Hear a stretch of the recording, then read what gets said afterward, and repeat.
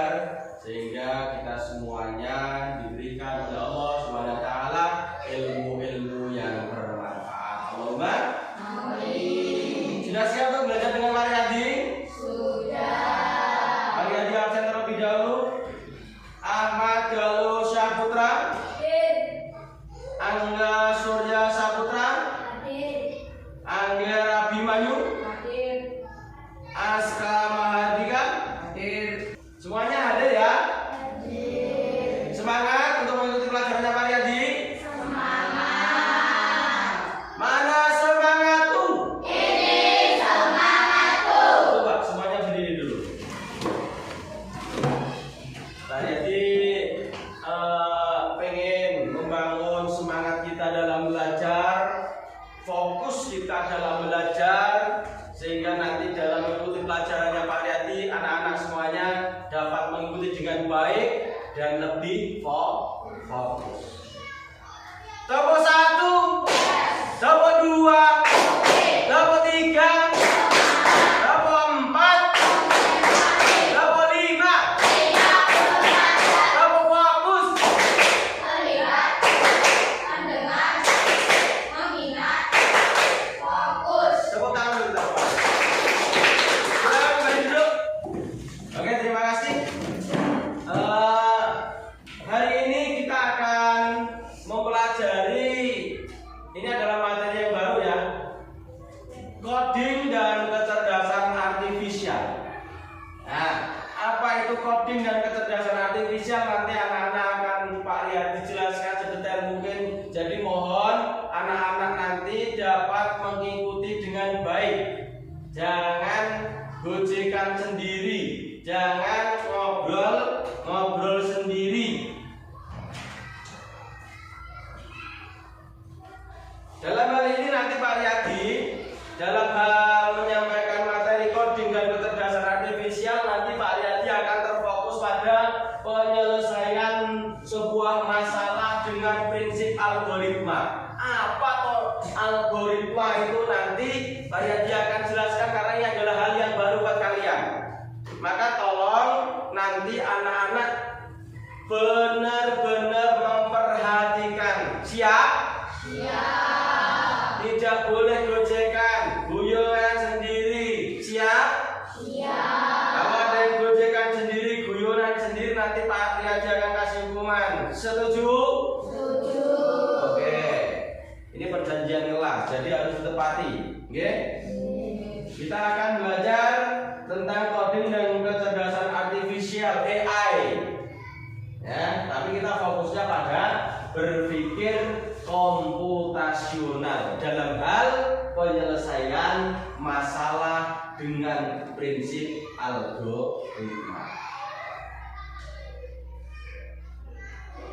Nah, sebelum masuk pada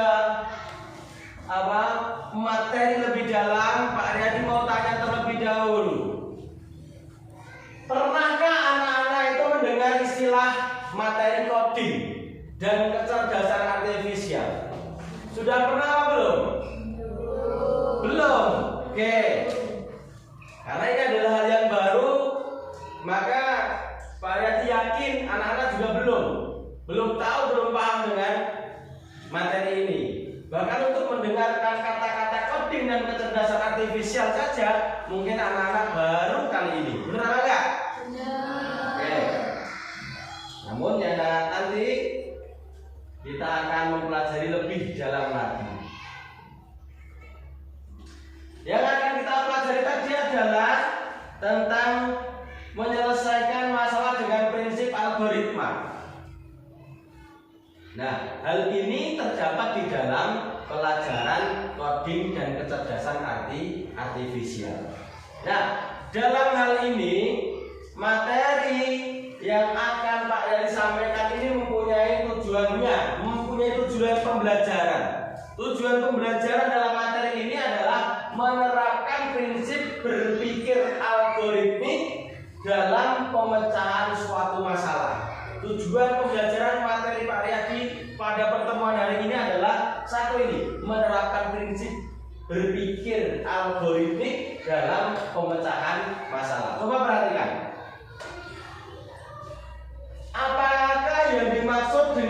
coding dan kecerdasan artifisial, anak-anak paham nggak? Anak-anak tahu belum?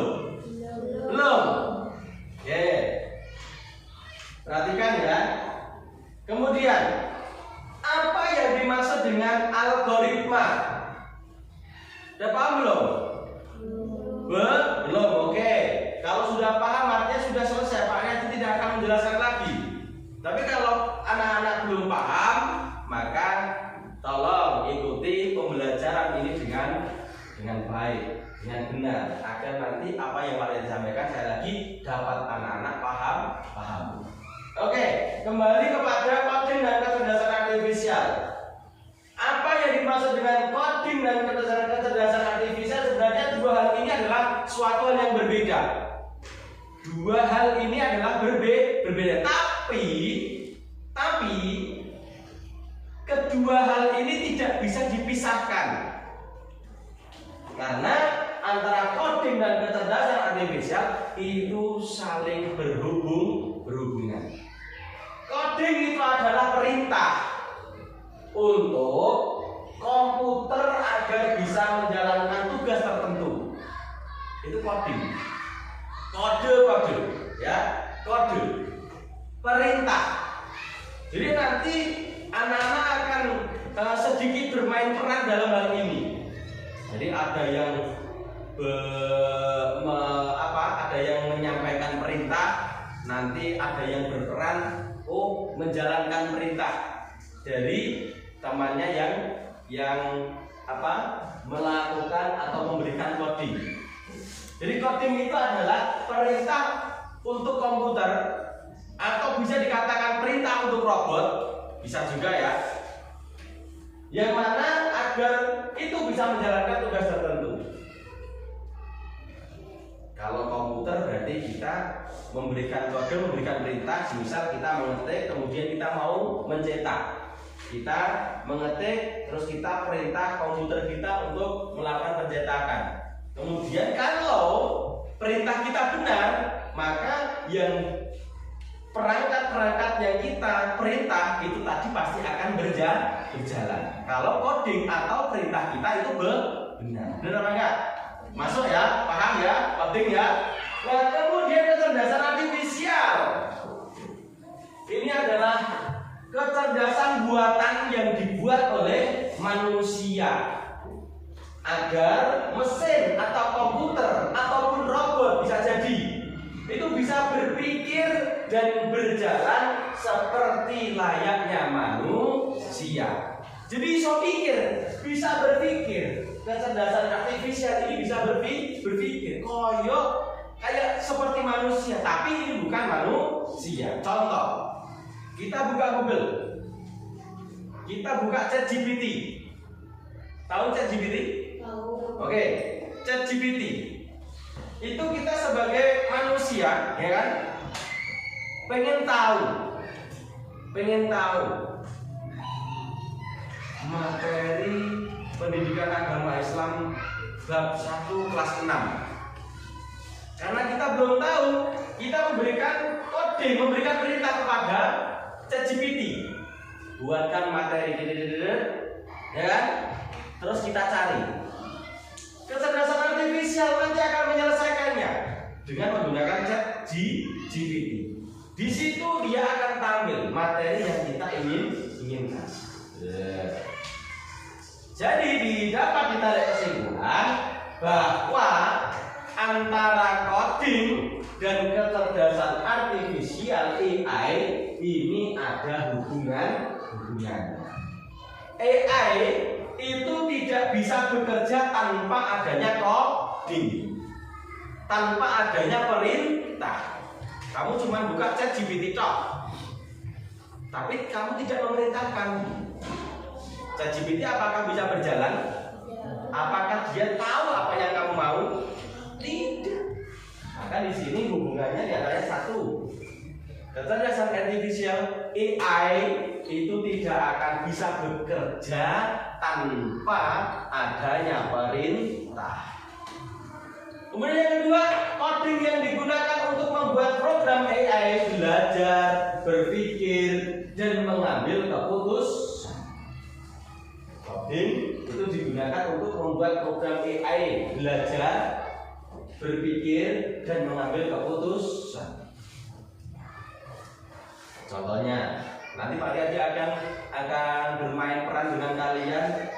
Nanti akan Pak Riyadi buat kelompok yang salah satunya berperan menjadi robot, yang lainnya nanti memberikan coding atau memberikan perintah.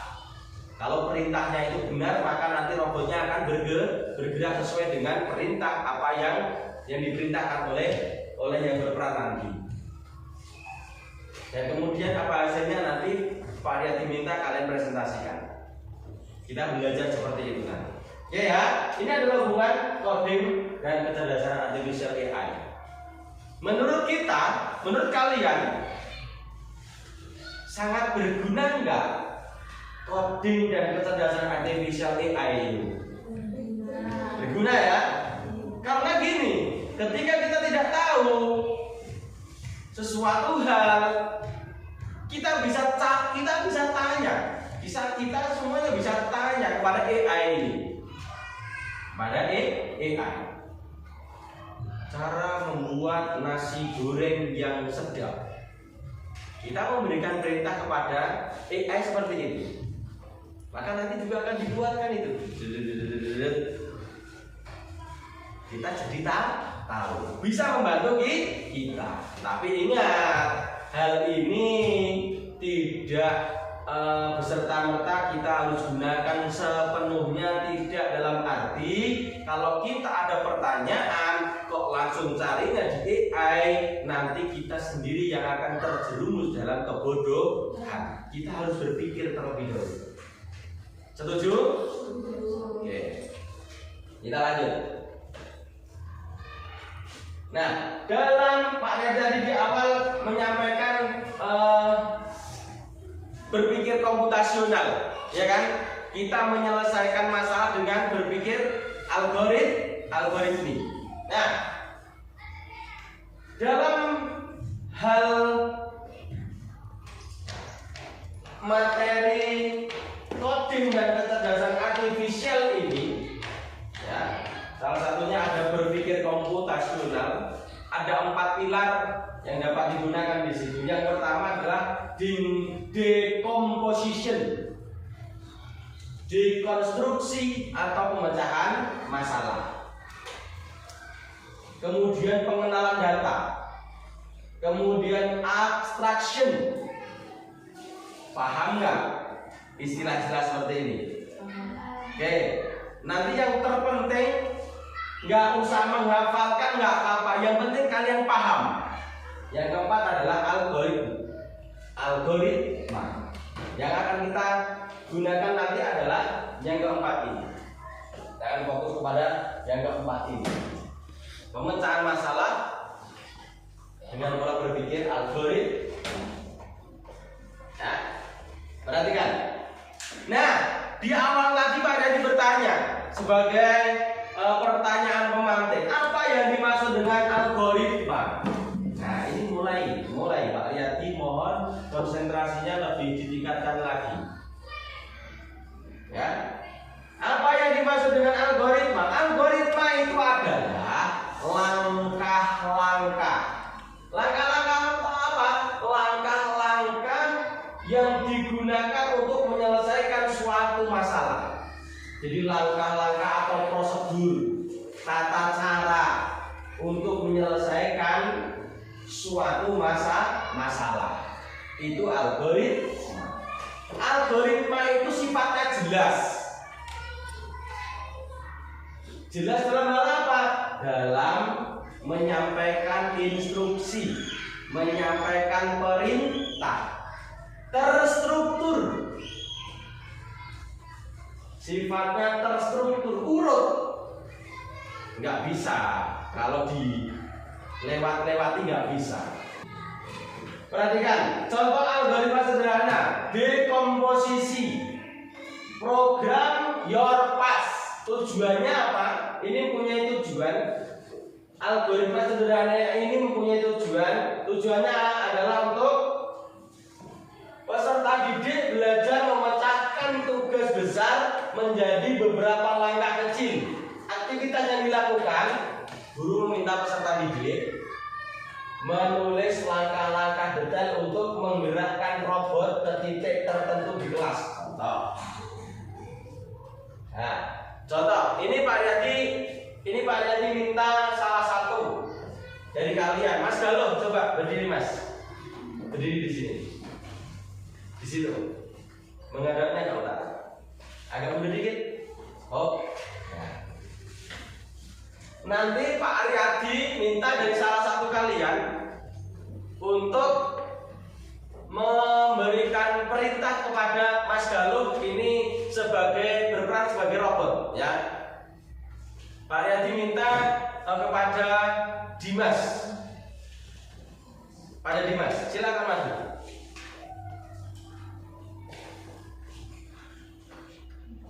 Sebelahnya. Oke.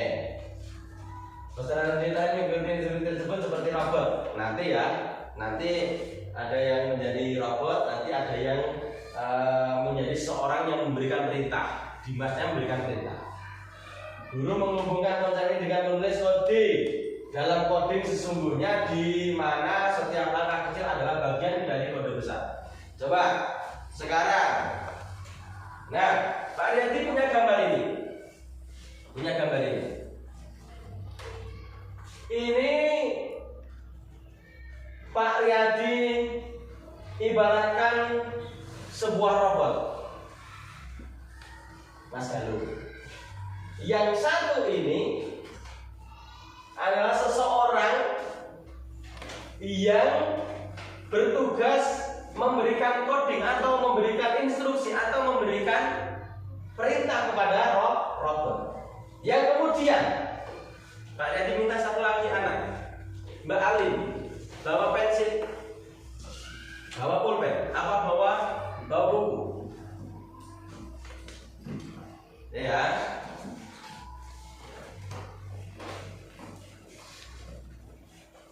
Berdiri di sana. Oke, bisa dimulai. Coba yang lainnya coba sedikit mendekat ke sini agar tahu ya. Silakan merapat ke sini. Nah, silakan agar bisa melihat. Kita permainannya seperti ini ya.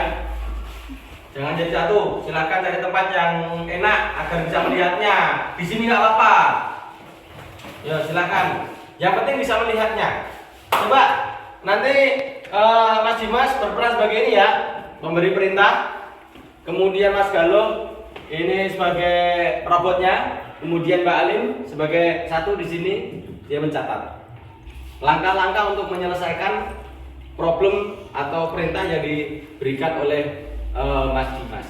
Silakan kita coba. Yuk, bisa dimulai. Robot maju 4 langkah, 3 langkah.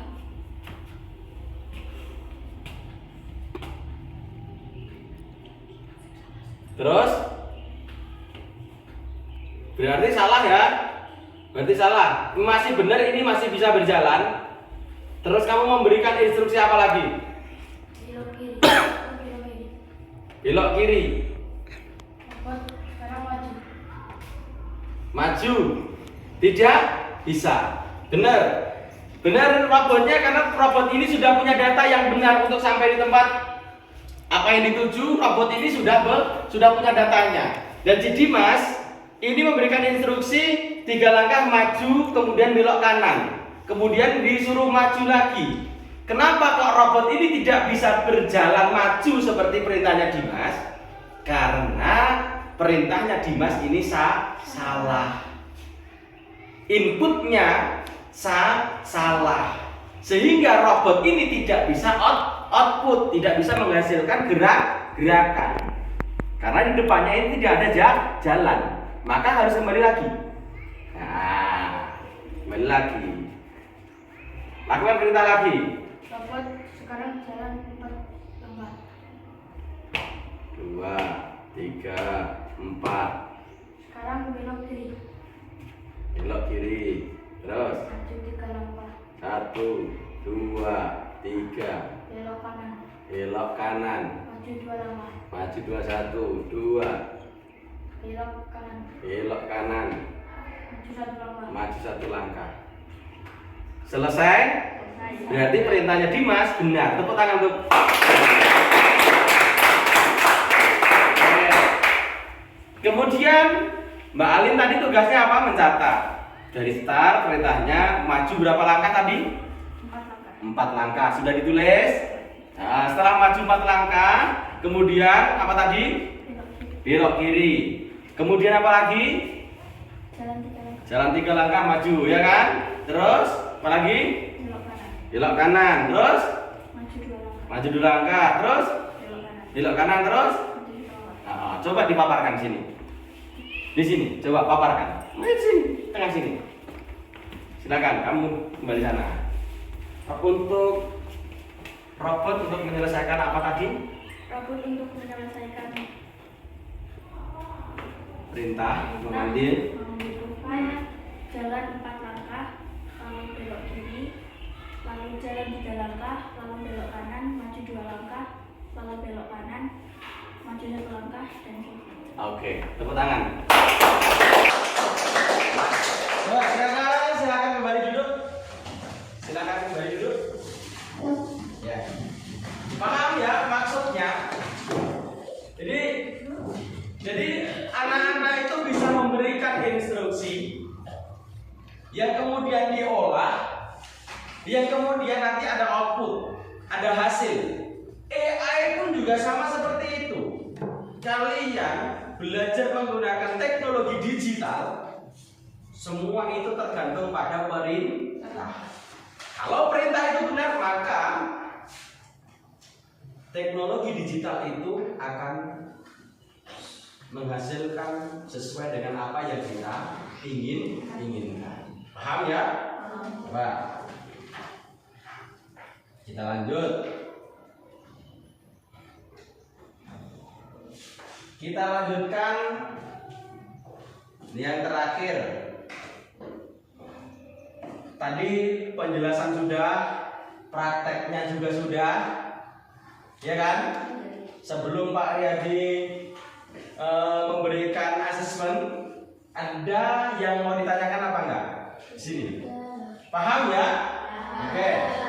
Sekarang Pak Riyadi minta untuk membentuk kelompok. Pak Riyadi bentuk jadi 3 kelompok ya. Yang depan kelompok 1, yang tengah kelompok 2, yang belakang kelompok 3.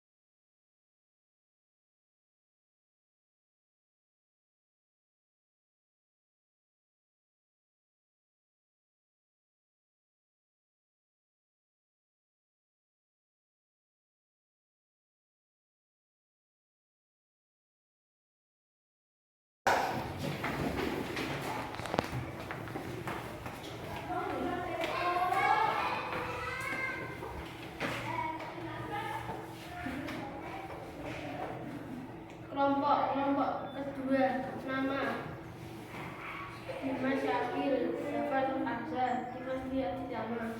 Langkah-langkah atau algoritma mengikat gigi. 1. Ambil sikat gigi. 2. Tekan pasta gigi di atas sikat gigi. 3. Buka tutup pasta gigi. 4. Tutup kembali pasta gigi. 5. Basahi sikat gigi dengan air. 6. Masukkan sikat ke dalam mulut. 7. Sikat gigi bagian depan selama 10 menit. 8. Sikat gigi bagian samping kanan selama 10 detik. 9. Sikat gigi bagian samping kiri selama 10 detik. 10. Sikat gigi bagian kanan selama 10 detik. 11. Keluarkan sikat dari mulut. 12. Kumur-kumur dengan air. 13. Buang air sumur. 14. Bersihkan sikat gigi. 15. Simpan sikat gigi di tempatnya. Oke, tepuk tangan untuk kelompok 2. Yang teman-teman. Berikutnya kelompok 3, silakan maju ke depan presentasikan hasil dari kelompok kalian yang keras. Meskipun perempuan jangan sampai kalah dengan yang laki-laki. Silakan dampingi temannya. Kelompok 3, Alim Lesi Jana. Langkah-langkah algoritma menyikat gigi. 1. Ambil sikat gigi. 2. Buka pasta gigi. 3. Tutup pasta gigi di atas sikat gigi. 4. Tutup kembali pasta gigi. 5. Basahi sikat gigi dengan air. 6. Masukkan sikat ke dalam mulut. 7. Sikat gigi bagian depan selama 10 detik. 8. Sikat gigi bagian samping kanan selama 10 detik. 9. Sikat gigi bagian samping kiri selama 10 detik. 10. Sikat gigi bagian dalam selama 10 detik. 11. Keluarkan sikat dari mulut. 12. Kumur-kumur dengan air. 13. Buang air sumur. 14. Bersihkan sikat gigi. 15. Simpan sikat gigi di tempatnya. Sudah? Oke, beri tepuk tangan untuk kelompok 3. Silakan kembali ke tempat. Sudah paham ya? Terkait dengan penyelesaian masalah dengan langkah algoritma. Contohnya seperti itu. Contoh-contohnya seperti itu. Seperti apa yang kamu lakukan itu. Kemudian sebelum kalian diakhiri,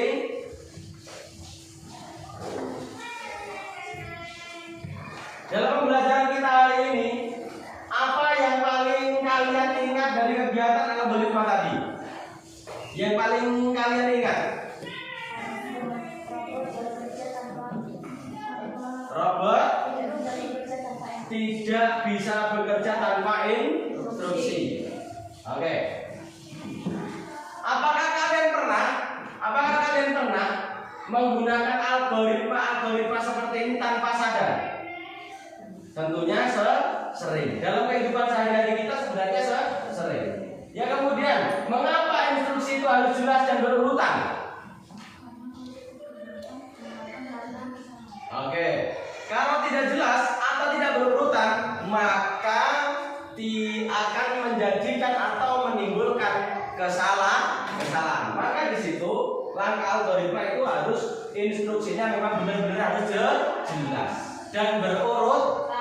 Sama seperti yang kamu lakukan tadi, harus berurutan. Kalau tidak berurutan, maka alat yang kamu berikan instruksi itu tidak akan pernah bekerja. Oke ya. Kemudian kesimpulannya, algoritma itu adalah dasar penyelesaian masalah dalam pemrograman dan teknologi. Penyusunan algoritma yang tepat sangat penting untuk menghasilkan solusi yang efektif dan efisien. Kemudian, belajar membuat algoritma membantu mengembangkan kemampuan berpikir logis dan sistematis. Sistematis yang kamu tadi lakukan itu berat. Sistematis, urut dari awal sampai akhir, sehingga kamu paham. Kamu kan disuruh menjelaskan langkah-langkahnya untuk melakukan sikat gigi bagaimana. Kamu paham, bisa menjelaskan. Oh, ambil sikat gigi dulu. Kemudian ambil pasta gigi, buka tutupnya. Kemudian tekan pasta gigi di atas. Sikat gigi, basahi sikat gigi. Kemudian masukkan sikat gigi, gosok bagian kanan 10 detik dan seterusnya. Jadi itu sistematis, berurutan. Kemudian berikutnya, nah ini besok sebagai tindak lanjut kalian di rumah, di rumah kalian, proyek ini algoritma harian. Apa yang kamu lakukan di kehidupan kalian sehari-hari? Tujuannya apa? Mengaitkan algoritma dengan aktivitas yang nyata. Sebenarnya sikat gigi tadi nyata apa enggak? Nyata. Ada yang enggak melakukan sikat gigi di sini? Di antara kalian? Semuanya melakukan sikat gigi pagi, sore, malam, sebelum tidur sikat gigi. Langkahnya sama seperti itu enggak? Itu langkah yang nyata dalam kehidupan kita sehari-hari. Kegiatannya nanti anak-anak sebagai tindak lanjut di rumah lakukan, peserta didik menuliskan algoritma dari aktivitas sehari-hari. Misalnya cara membuat teh. Maksudnya cara membuat teh panas, itu ya, paham ya? Atau cara mencuci tangan, atau cara memakai sepatu. Ya kemudian besok di pertemuan yang akan datang, anak-anak bisa menampilkan atau mempresentasikan hasil dari tindak lanjut materi pada hari ini. Siap ya? Siap. Di pertemuan yang akan datang disiapkan ya? Algoritma langkah menyelesaikan apa itu? Tata cara membuat teh, tata cara mencuci tangan, memakai sepatu. Ini salah satu aja apa? Kemudian besok satu persatu bisa dipresentasikan. Sampai di sini ada yang menanyakan?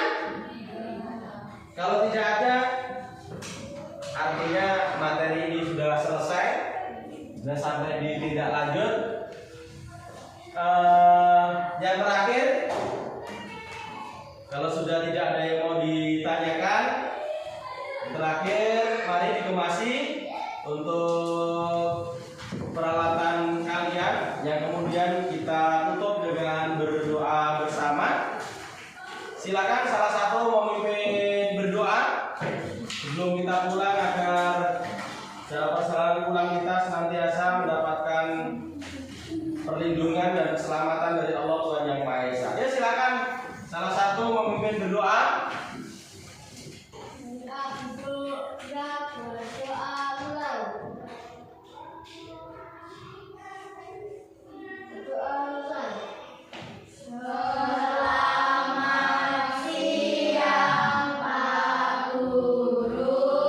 Selamat siang, Pak Reda Giri. Wassalamualaikum